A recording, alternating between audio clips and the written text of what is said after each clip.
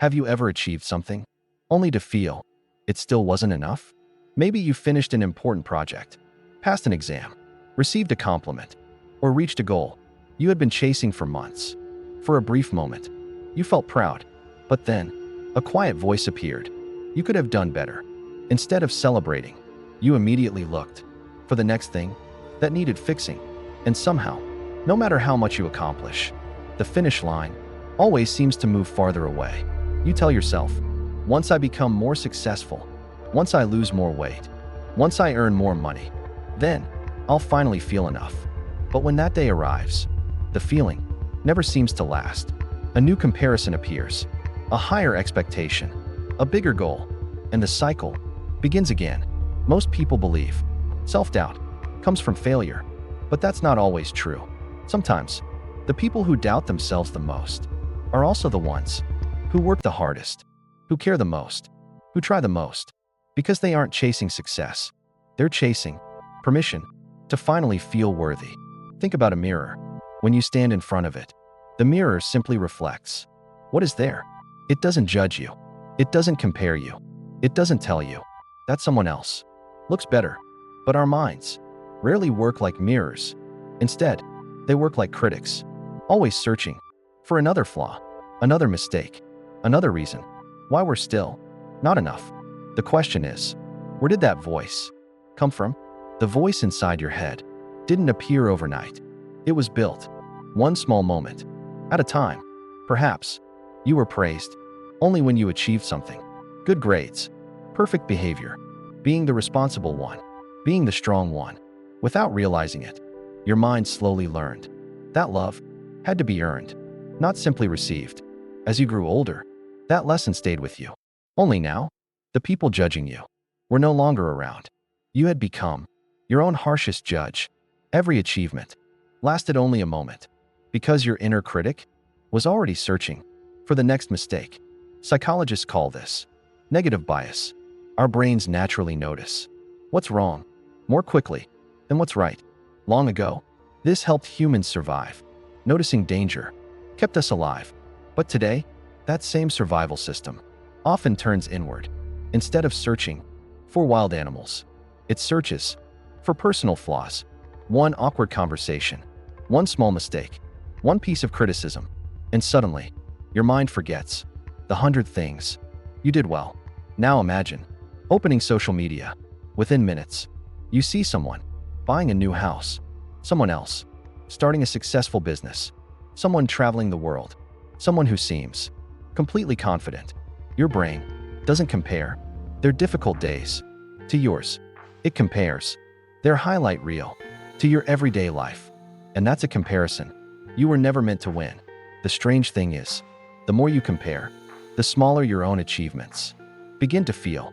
You finish one goal, someone else has finished two. You make progress, someone else appears further ahead. The mirror is no longer reflecting you. It's reflecting everyone else. Then something subtle happens. You stop asking, am I growing? And begin asking, am I better than them? That single question quietly steals your peace, because there will always be someone richer, smarter, more talented, more attractive, more successful. If your worth depends on comparison, it will always feel temporary, because comparison has no finish line. Real confidence doesn't grow by proving you're better than everyone else. It grows when you stop measuring your value against someone else's journey. The mirror was never broken. It simply became covered by expectations, comparison, and impossible standards. And perhaps the first step towards seeing yourself clearly isn't changing who you are. It's gently cleaning the mirror you've been looking through all these years. So, how do you silence a voice that has followed you for years? The truth is, you don't, because that voice isn't your enemy.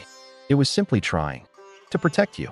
For a long time, it believed that if it kept pushing you, you would avoid failure, avoid rejection, avoid disappointment. And perhaps that's exactly what it did. It helped you study harder, work longer, prepare more carefully.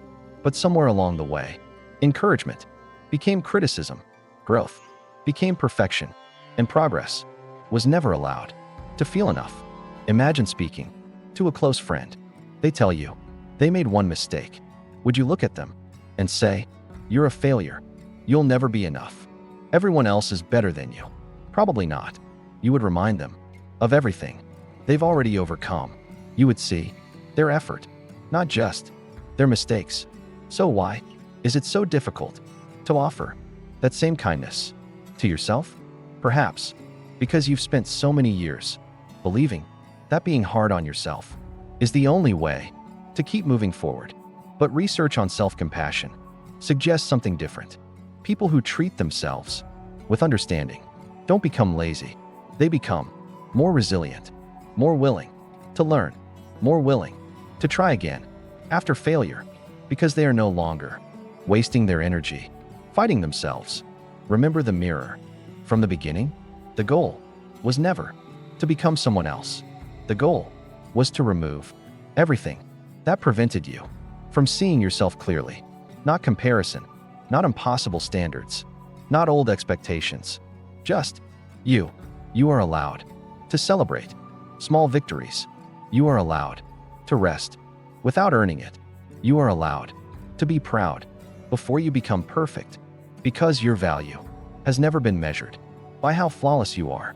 It has always been measured by something much quieter: your courage to keep growing, even on the days when you couldn't see how far you've already come.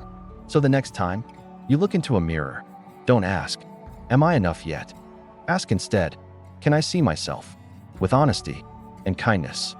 Sometimes the person who has been waiting for your acceptance your entire life is the one looking back at you from the mirror. Thank you for watching Psychology Canvas. If this story helped you see yourself a little differently, consider subscribing. Every week, we explore human behavior, emotional intelligence, and overthinking, one meaningful story at a time.